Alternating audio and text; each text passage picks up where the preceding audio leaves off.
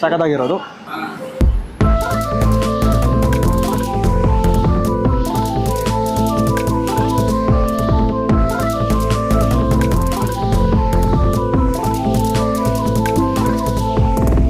Next ಬಂದು ಪುಡಿ ಇಡ್ಲಿ ಜೊತೆಗೆ ಸ್ವೀಟ್ ಪೊಂಗಲ್ ತೊಗೊಂಡಿದ್ದೀವಿ.